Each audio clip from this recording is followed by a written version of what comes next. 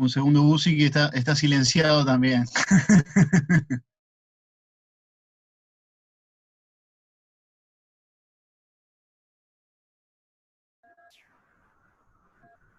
Bueno,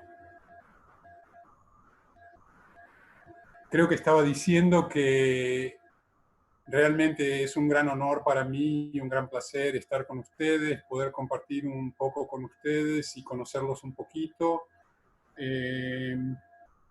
Y creo que vale la pena comentar que yo no soy un maestro de meditación ni un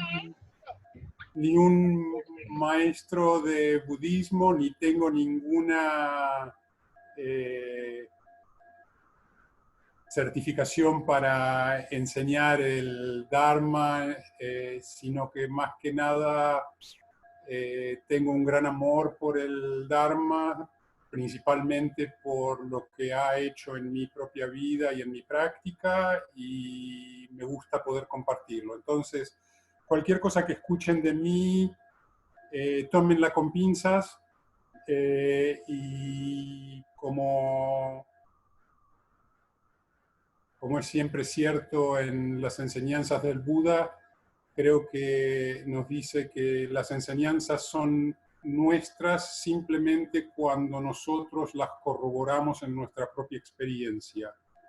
O sea que lo que escuchemos de alguien puede ser bonito, puede tener sentido, pero no es una enseñanza real hasta que nosotros la hacemos propia por haberla entendido realmente en nuestra experiencia de vida, en nuestra experiencia personal. O sea que si cualquier cosa que digo no parece tener sentido, parece ser contradictorio a la experiencia de ustedes, no se lo tomen demasiado en serio. Creo que vamos a empezar entonces con una meditación, un periodo de meditación, y otra vez quiero pedirles un poco de disculpas porque a pesar de que considero el castellano mi idioma principal, me doy cuenta que nunca he dirigido una meditación en castellano. Esta es mi primera vez y de hecho tampoco he escuchado muchas meditaciones guiadas en castellano. Así que bueno, me perdonarán si el idioma no favorece la meditación o si me equivoco de alguna manera.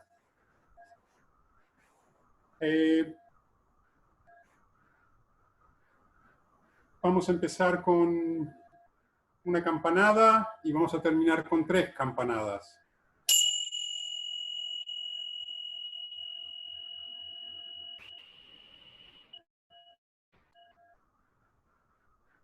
Y con este sonido quiero invitarlos a tomar una posición cómoda que les permita mantener una atención tranquila por los próximos 25-30 minutos.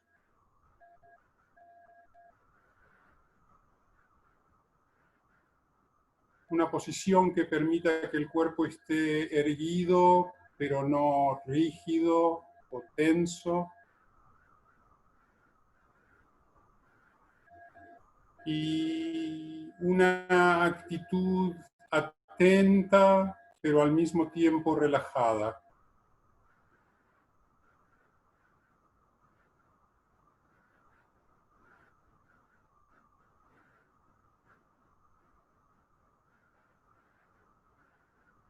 Y quizás podemos tomar 3 respiraciones profundas que nos ayuden a sentir el cuerpo.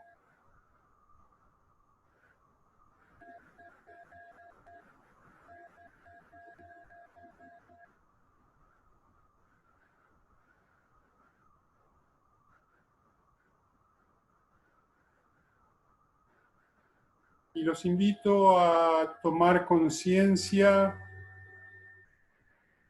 del cuerpo entero en su postura actual.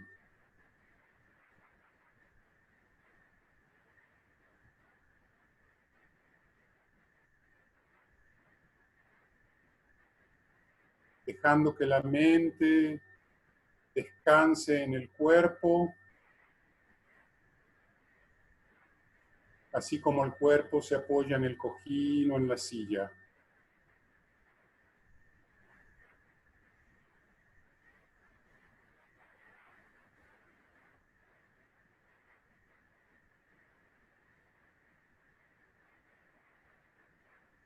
Y una vez que tomamos conciencia del cuerpo entero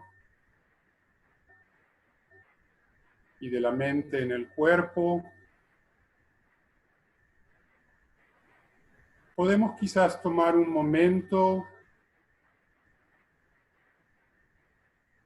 para afirmar una intención para este periodo de meditación. Una intención que refleje nuestro deseo de alguna manera de hacer progreso en el camino,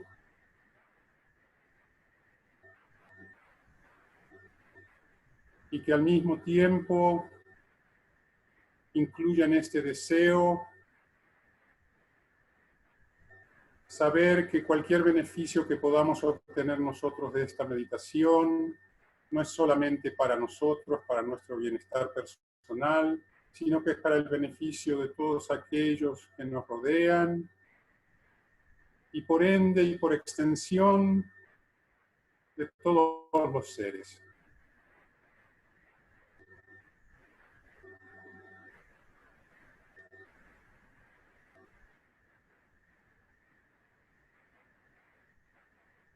Y una vez establecida esta intención de beneficio personal y colectivo,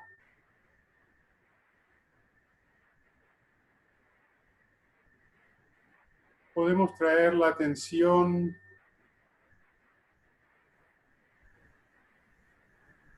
al cuerpo de manera un poco más detallada.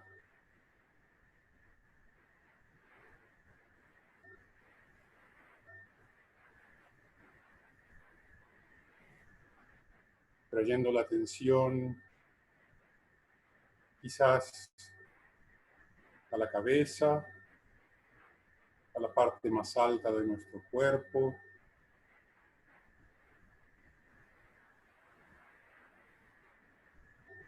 sin esforzar la atención, notando simplemente cualquier sensación que esté presente en nuestra cabeza. Algún cosquilleo, calor, temblor, o quizás no percibimos nada, y eso no importa.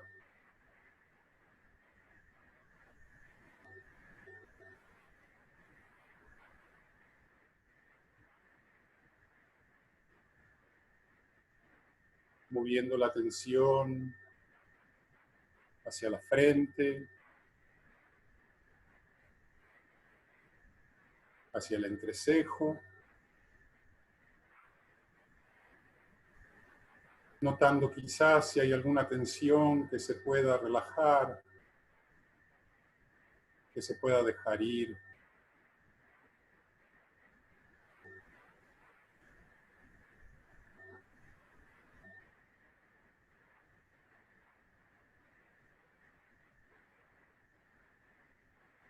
Notamos los ojos,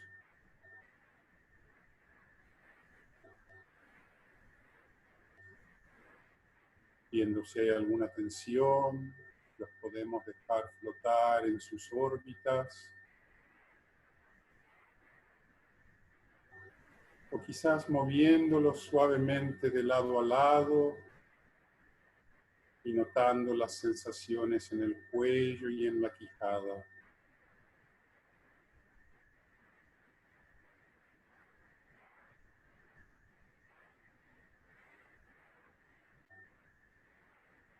Sin necesidad de cambiar nada,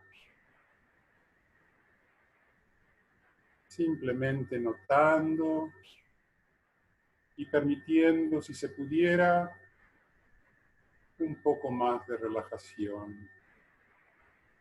sin forzarla.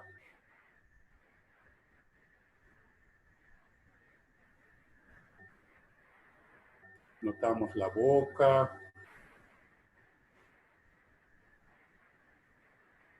los dientes.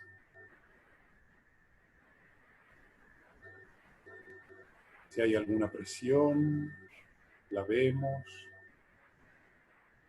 Vemos si se afloja o no, sin preocuparnos.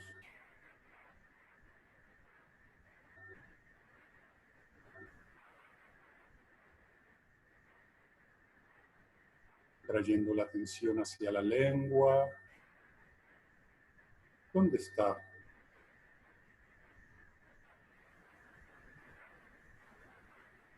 ¿Flotando o apoyada?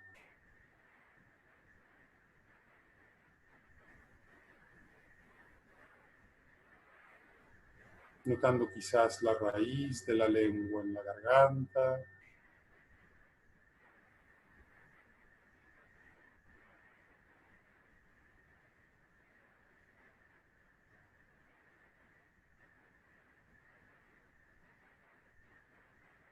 Notando quizás desde adentro el espacio en la garganta. Y si cambia o de alguna manera se modula al inspirar, al dejar salir el aire.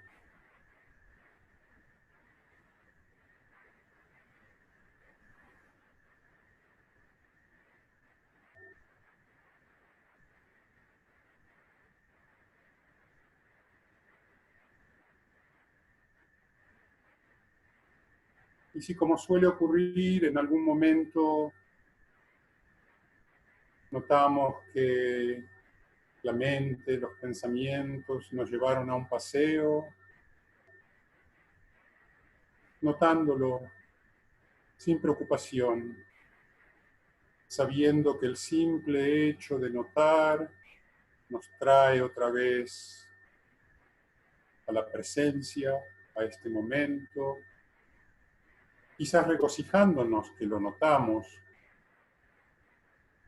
y tranquila, suavemente, volviendo la atención hacia el cuerpo, hacia las sensaciones que están ocurriendo ahora y aquí.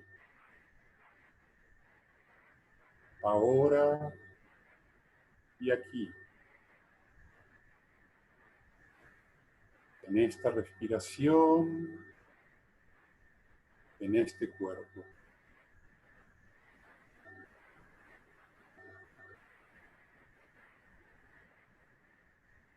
Notando quizás el cuello.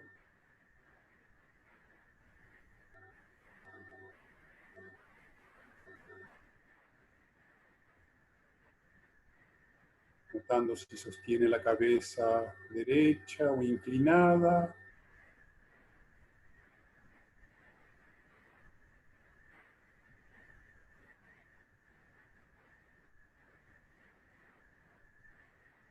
Sin necesidad de cambiar nada.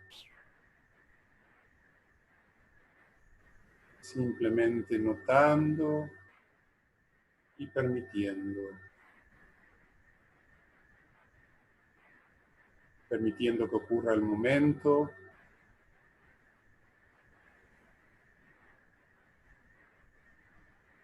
Y permitiendo estar en él.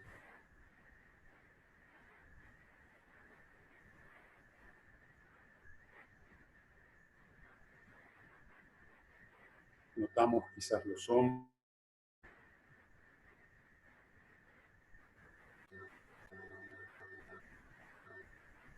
Notamos si se mueven quizás con la respiración.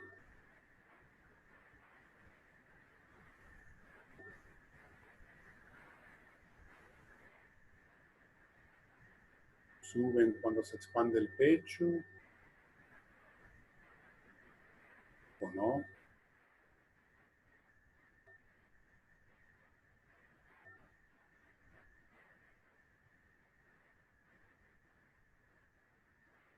notando alguna tensión o algún dolor.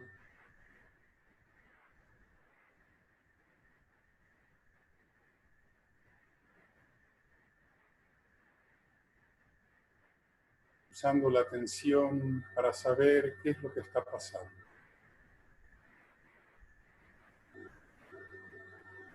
No para cambiar nada.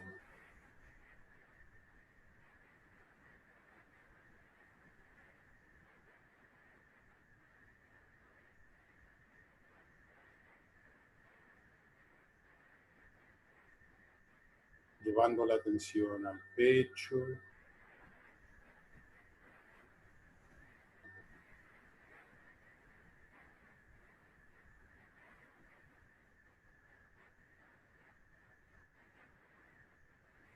notando si se infla, se desinfla.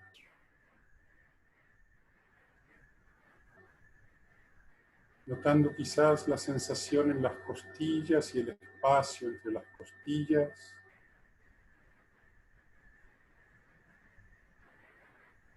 O no, sin preocuparnos.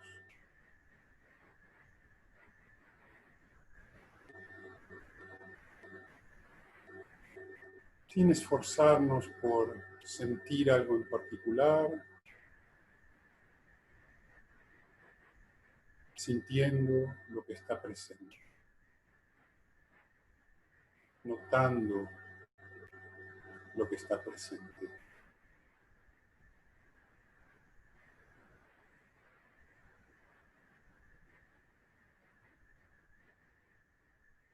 Notando quizás algún pensamiento que aparece y desaparece.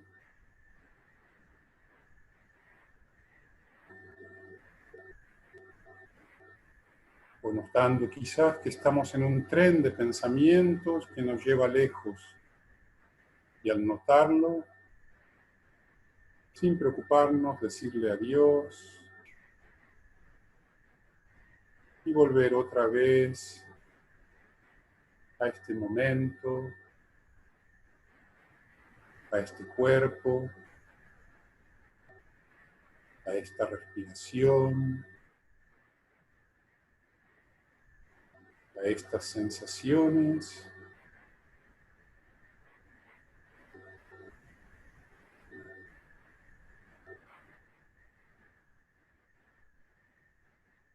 Llevando quizás la atención al centro del pecho, a ese lugar por donde sube y baja el aire antes y después de entrar a los pulmones.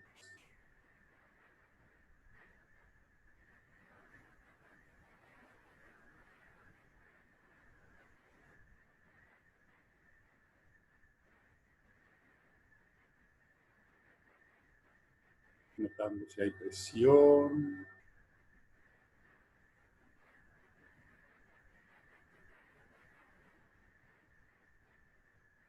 temblor,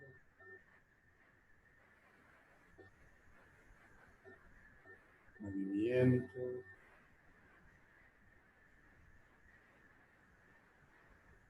pulsaciones.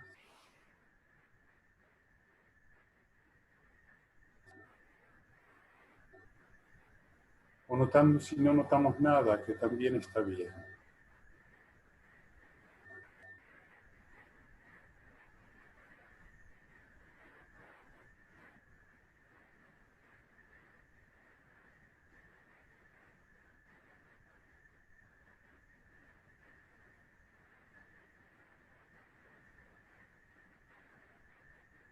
Notando que con cada ciclo de acción, el cuerpo se mueve en expansión y contracción.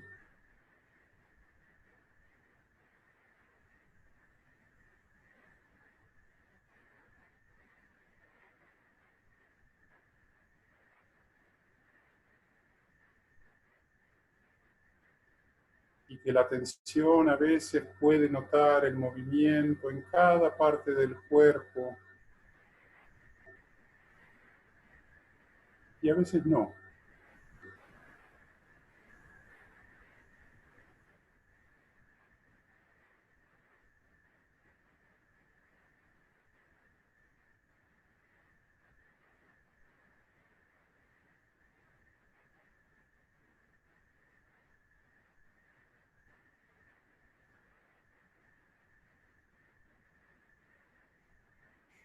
llevando quizás la atención hacia el abdomen,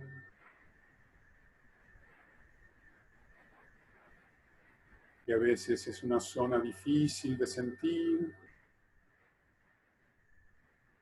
donde quizás hay mucha rigidez.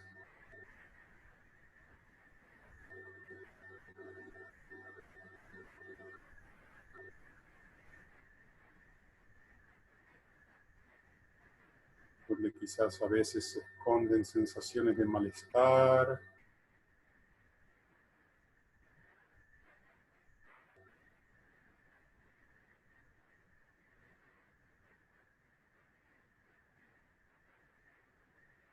Y donde también podemos experimentar, sentir una gran suavidad y relajación.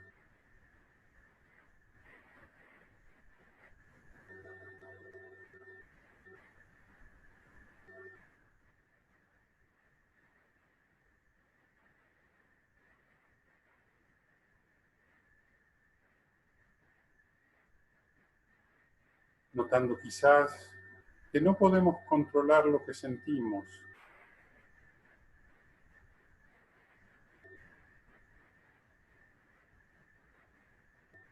que solamente podemos dirigir la atención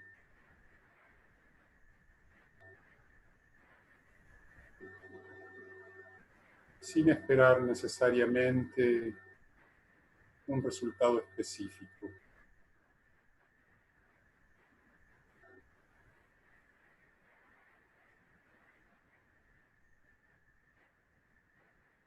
Es como ver lo que hay en vez de crear la visión de lo que queremos.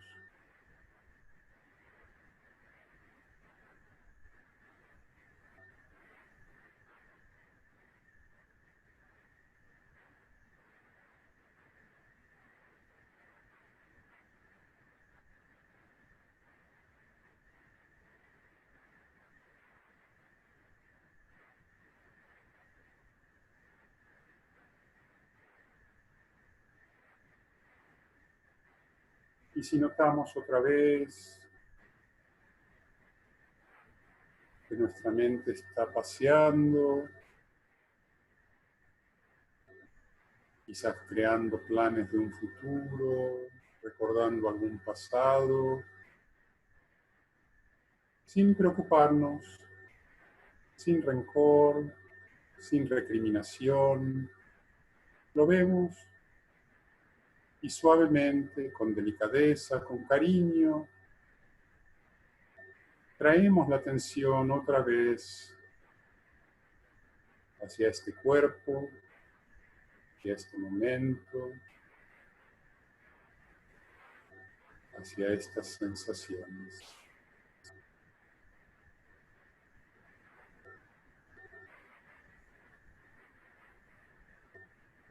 Llevando la atención quizás hacia la pelvis, hacia la parte más profunda del abdomen.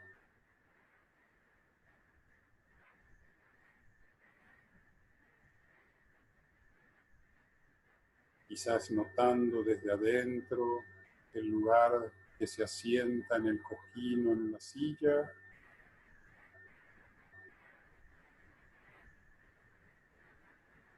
Notando quizás la presión sobre las nalgas.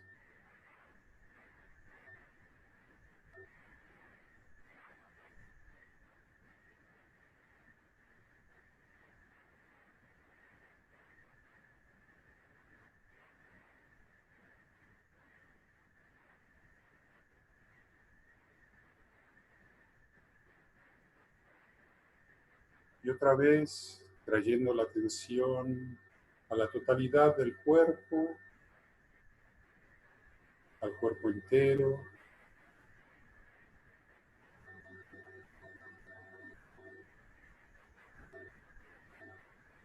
Quizás notando su volumen,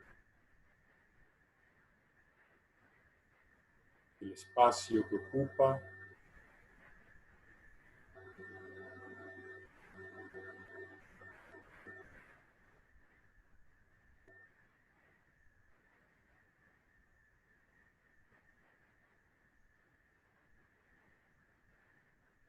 notando quizás lo largo de los brazos, su volumen, su peso,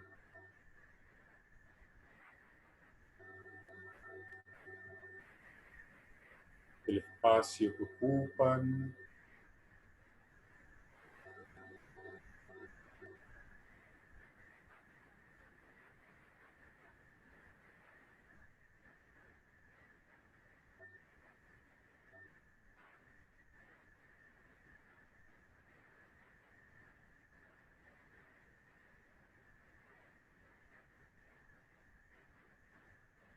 Notando las sensaciones que nos rodean,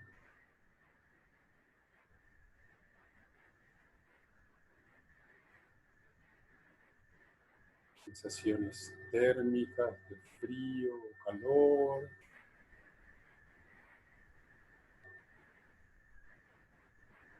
cosquilleos, vibraciones, distensión, relajación.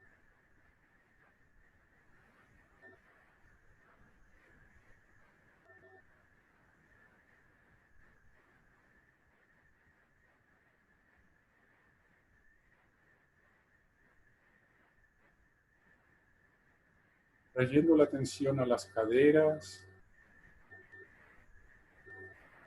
y notando quizás cómo las piernas, los muslos emergen de la cadera,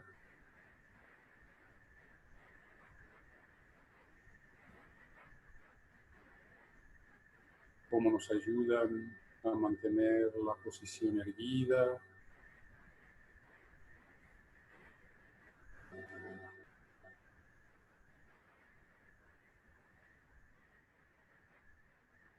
Notando su peso,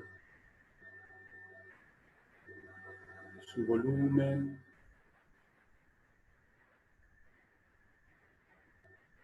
su posición.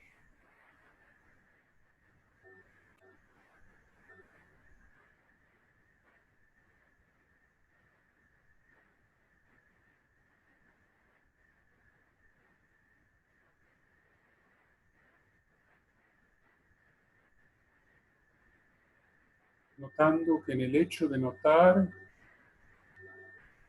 no necesitamos nada más.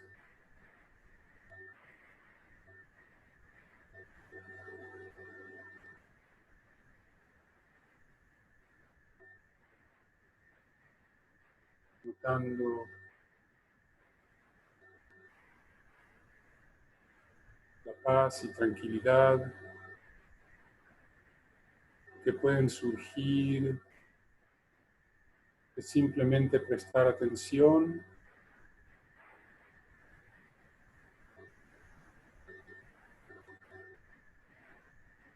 o quizás notando que en este momento no tenemos acceso a esa paz y tranquilidad y sabiendo que eso también está bien, que es lo que estamos viendo, que es lo que hay ahora.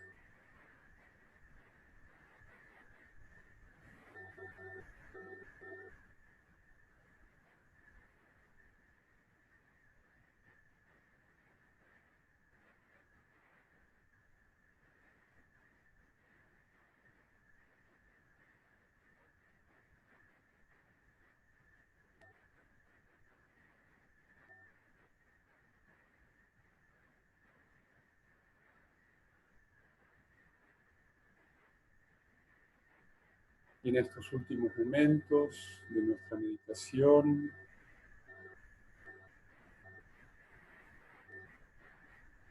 quizás podemos volver la atención a nuestra intención de que cualquier beneficio que podamos obtener de este periodo sea no solamente nuestro, sino que sea compartido con todos aquellos a nuestro alrededor.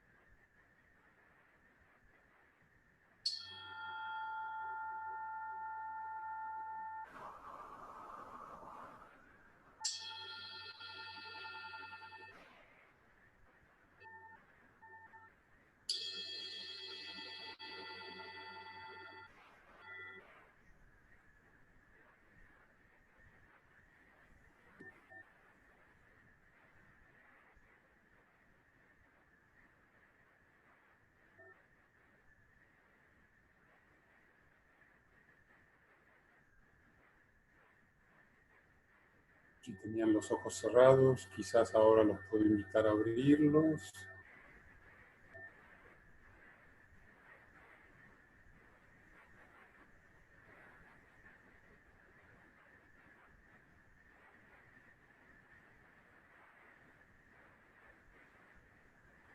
Bueno,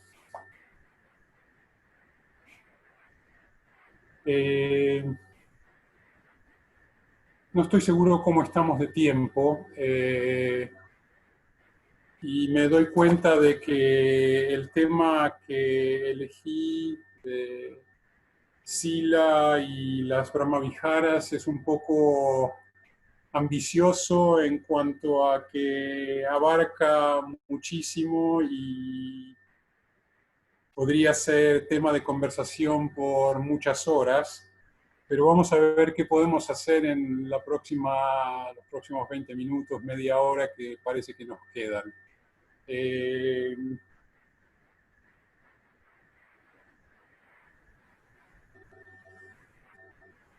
Sila y los Brahmaviharas. Sila es la palabra en Pali que se refiere a la conducta ética, moral quizás se podría decir, que recomienda el Buda.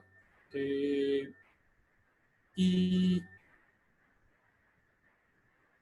muchas veces simplemente pensar en lo que es la ética y la moral nos parece un poco forzado o algo que quizás es una imposición o algo que viene de fuera y a lo que tenemos que amoldarnos para estar bien o estar de acuerdo con las reglas.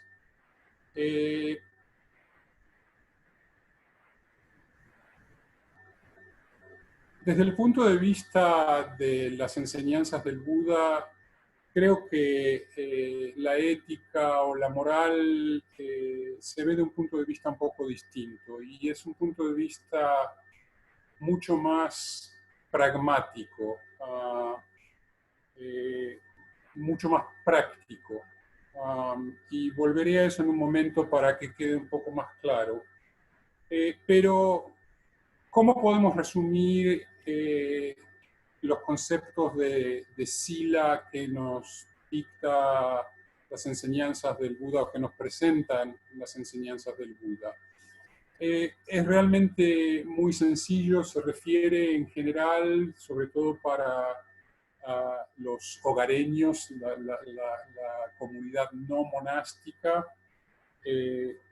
la gente como nosotros. 5 recomendaciones o reglas. La primera es no tomar la vida ajena. Parece bastante claro y me imagino que la mayoría de nosotros lo vemos como algo que damos por hecho. Desde el punto de vista de las recomendaciones del Buda, se refiere no solamente a la vida humana, sino a la vida de cualquier ser viviente. Y vamos a volver a eso en un momento para tratar de entender mejor a qué se refiere. Ese es el primer precepto, no tomar la vida ajena. No tomar aquello que no se nos ofrece libremente. Básicamente, no robar. Parece bastante sencillo y también me imagino que la mayoría de nosotros compartimos eso como una regla básica de nuestra conducta. No incurrir en conducta sexual inapropiada o perjudicial. También me imagino que no necesita demasiada explicación. No mentir, no falsear, no exagerar la realidad, que es otro de los preceptos.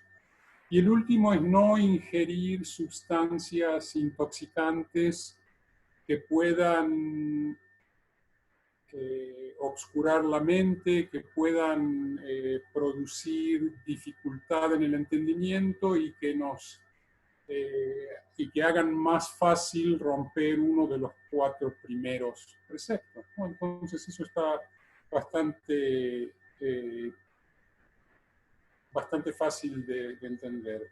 Desde otro punto de vista que también nos presentan las enseñanzas del Buda, es algo más sencillo, lo moral es hacer lo bueno, lo correcto, lo que nos acerca a la liberación, lo irreprochable, y lo no moral es hacer lo opuesto, hacer aquello que causa daño, que es incorrecto, que puede ser reprochable y que nos aleja de la liberación.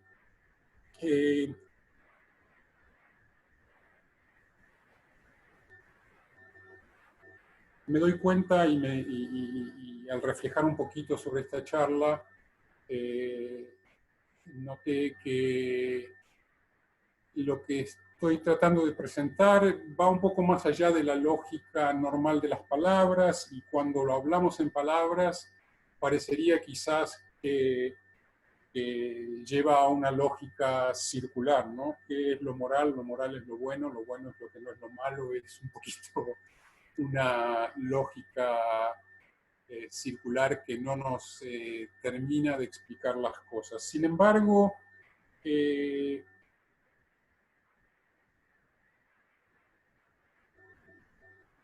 ese aspecto de que esta enseñanza está un poquito más allá de la lógica es muy típico de lo que nos trata de enseñar el Buda y las enseñanzas budistas, que es que la lógica de la mente discursiva, la lógica de las palabras, no alcanza realmente a explicar la realidad, y que de hecho mantenernos dentro de esa lógica nos mantiene en la confusión y en la ignorancia, y que para salir de la confusión y la ignorancia tenemos que trascender un poquito esa lógica. Pero por el momento creo que todos nosotros estamos un poco atados a las restricciones de la mente discursiva y del pensamiento lógico. Entonces, tratemos de entender un poquito esto mejor. Yo dije antes que estas eran unas recomendaciones pragmáticas, prácticas. No son preceptos universales que están inscritos en alguna roca fundamental, sino que son formas de entrenar nuestra actitud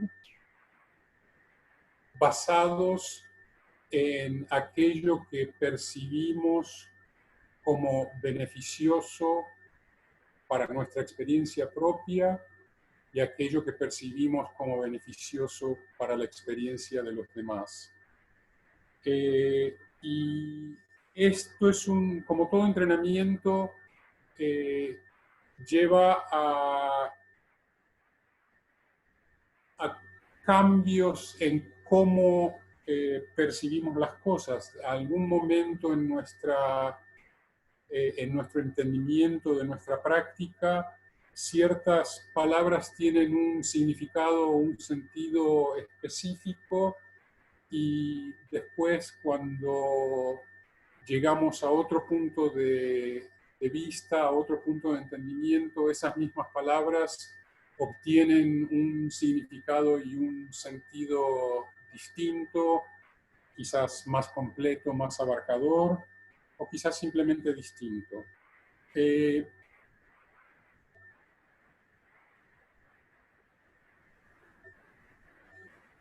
Estos 5 preceptos, estas 5 guías de la conducta, tienen como base común el no causar daño, el no causar dolor o daño, tanto a nosotros como a los demás. Una de las percepciones que se desprende realmente de nuestra experiencia de meditación es aquello que sentimos como beneficioso en nuestra experiencia propia y aquello que sentimos como negativo en nuestra experiencia propia. Como ejemplo, podría decir que si estoy tranquilamente meditando y aparece en mi mente la imagen de un ser aborrecido, digamos, la imagen de algún político que conozcan o algo por el estilo. Y en el momento de tener esa imagen,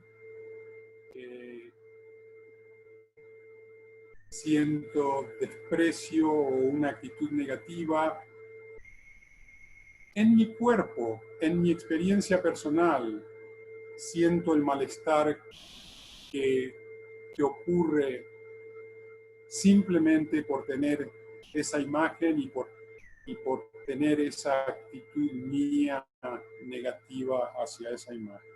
Y eso es un ejemplo muy sencillo y trivial, pero creo que en nuestra experiencia de meditación repetidamente podemos ver esa sensación de que cuando nuestra mente se agita con sentimientos negativos hacia nosotros mismos o hacia otros, la experiencia de nuestro cuerpo, de nuestra mente, de nuestra sensación, es una experiencia negativa. Entonces, con esa repetición de ese entendimiento, terminamos dándonos cuenta que aquello que nos hace daño a nosotros, también les hace daño a los demás. Y cuando nosotros hacemos daño a los otros, nos estamos dañando a nosotros mismos. En un discurso del Buda, del Samyutta Nikaya, de los discursos conectados del Buda,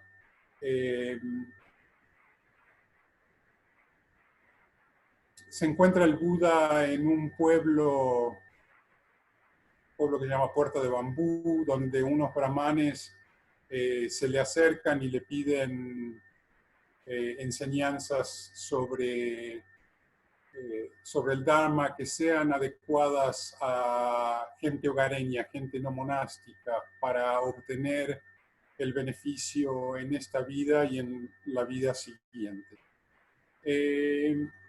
Entonces el Buda les explica ¿y qué es hombres hogareños? El Dhamma aplicable a uno mismo. He aquí, hombres hogareños, un hombre discípulo reflexiona de esta manera. Soy alguien que desea vivir, que no desea morir. Deseo la felicidad y soy reacio al sufrimiento. Si alguien tomara mi vida, esto no sería placentero ni agradable para mí.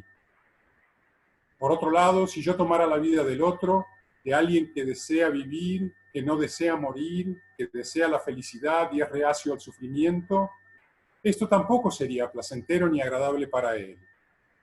Lo que es desplaciente y desagradable para otro es desplaciente y desagradable también para mí. ¿Cómo puedo infligir a otro lo que es desplaciente y desagradable para mí? Habiendo reflexionado de esta forma, él mismo se abstiene de destruir la vida. Exhorta a otros a que se abstengan de destruir la vida. Y habla alabanzas sobre la abstención de la destrucción de la vida. De esta manera, su conducta corporal se purifica. Y de la misma manera procede con los otros entrenamientos, el de no tomar aquello que no es dado libremente, el de no incurrir en conductas sexuales inadecuadas o perjudiciales, el no mentir o falsear la realidad o exagerar, y el no usar sustancias intoxicantes. Entonces, de la misma manera que vemos que estas cosas pueden ser dañinas para el otro, entendemos que el otro tiene las mismas necesidades, los mismos deseos de felicidad, los mismos deseos de paz que nosotros, y que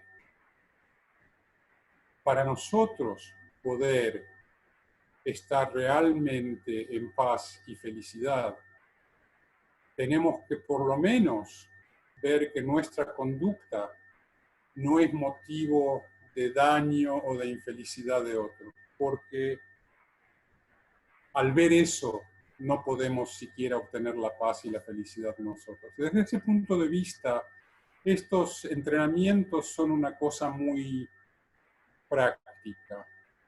¿Y por qué digo práctica o pragmática?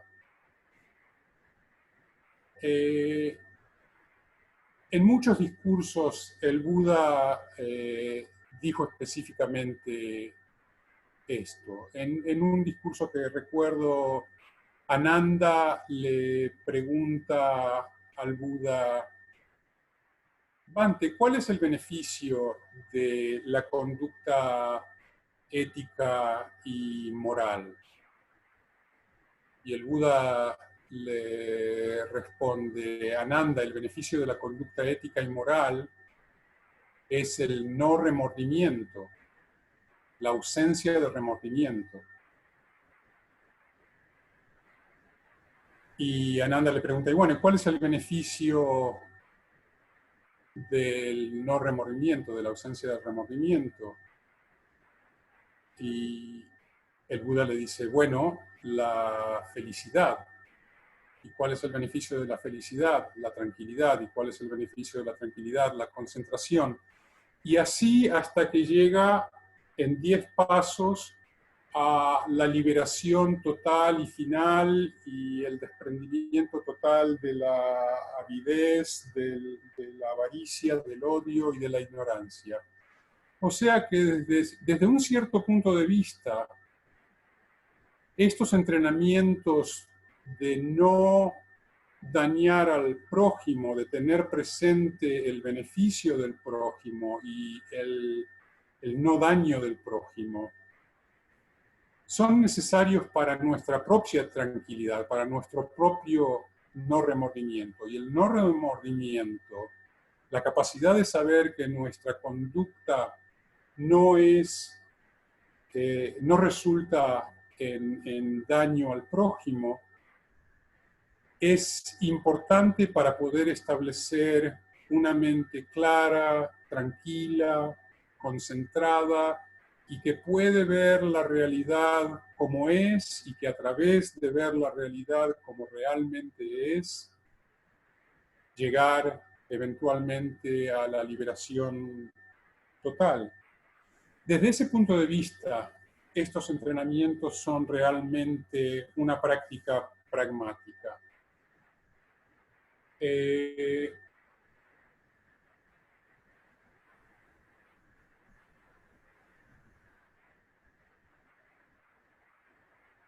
Creo que nos quedan unos minutos nada más y todavía no empiezo a hablar de los Brahmaviharas.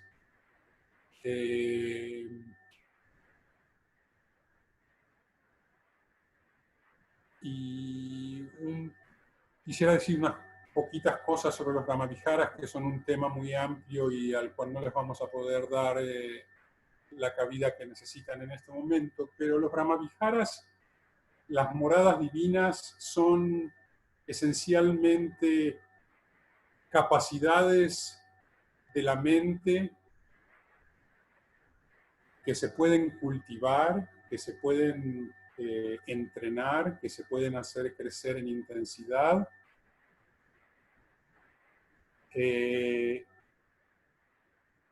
y que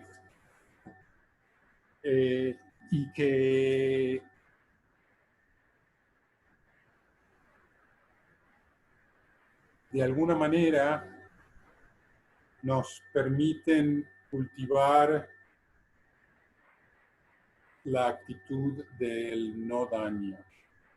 Los Brahmaviharas que traducidos literalmente significan las moradas o los aposentos del Brahma, usan la imagen del Brahma, que era un dios hindú anterior al budismo, que entre los hindúes era reconocido como la divinidad que no tenía capacidad de maldad o de enojo. Entonces, esa divinidad, falta de la capacidad del enojo, moraba en condiciones y actitudes que reflejaban justamente el amor universal o la benevolencia universal, que basado en esa benevolencia universal, cuando encuentra el sufrimiento de los seres, tiene la tendencia a querer el cese del sufrimiento de los seres, que cuando encuentra la alegría de los seres, se regocija en la alegría de los seres.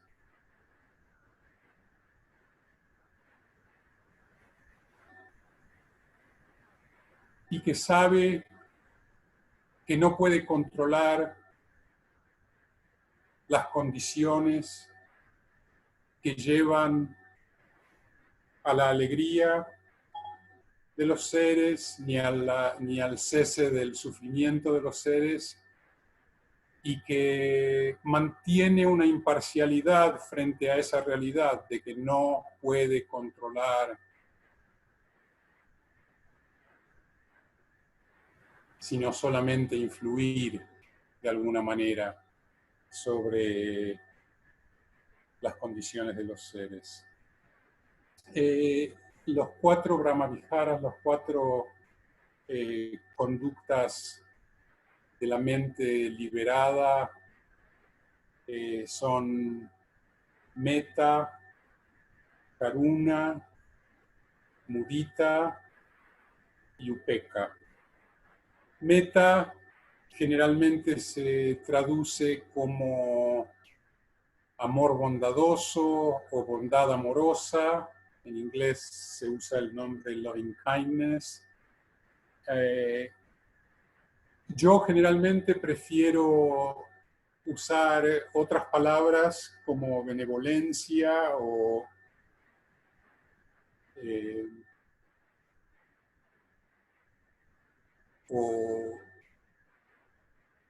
amistad o amistosidad, si existiera esa palabra,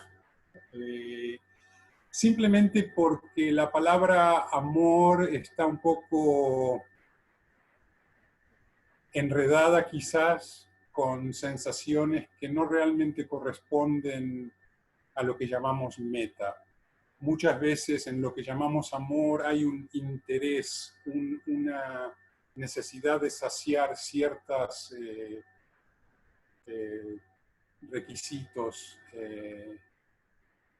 una especie de tira y afloja, mientras que meta representa realmente esa actitud desinteresada que nos lleva a sentir cariño por otros seres y que es quizás más parecida a la actitud que tenemos cuando vemos un cachorrito en la calle y se nos llena la cara de una sonrisa y el pecho de una especie de calorcito. Esa es la actitud desinteresada que queremos cultivar cuando hablamos de metta. Y realmente, desde el punto de vista de los discursos del Buda y de las enseñanzas tempranas del Buda, metta, esa sensación, no toma como objeto un ser o una persona o un objeto, sino que toma como objeto toda la creación, toda la existencia, todos los seres vivos en particular, que son capaces de sufrimiento. Entonces, Metta no tiene el interés de ser bondadoso hacia mi amigo, sino que tiene el interés de desarrollar una actitud de bondad universal que se puede aplicar a cualquier interacción y a cualquier objeto porque los abarca a todos. Y Metta es el Brahmavihara fundamental, es el Brahmavihara, por empezar, que más frecuentemente aparece en los discursos como actitud recomendable. Y es la actitud que se necesita como para la base de las otras actitudes. Es, de cierta manera, un aspecto de Metta que desarrollamos Karuna. Es decir, por ese amor, por esa benevolencia o por esa amistad universal que tenemos con todos los seres, cuando los vemos sufrir, queremos ayudarlos a no sufrir, y cuando los vemos alegres, nos regocijamos de su alegría. Y cuando los vemos en una situación en la que no podemos ni regocijarnos ni tratar de ayudarlos, entendemos con imparcialidad que así son las cosas, que las cosas tienen causas y consecuencias, que las cosas tienen condiciones que las hacen emerger, y que nosotros estamos limitados en nuestra capacidad de cambiarlas, que podemos tratar de influirlas, pero que entendemos nuestras limitaciones.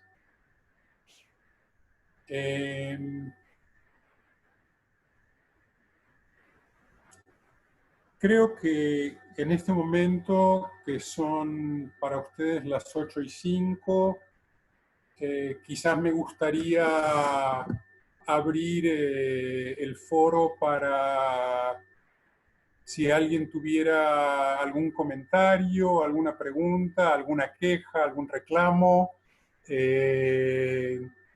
o alguna enseñanza para mí. Y yo no tengo en este momento ninguna obligación del tiempo, así que ustedes me dirán cuándo terminamos.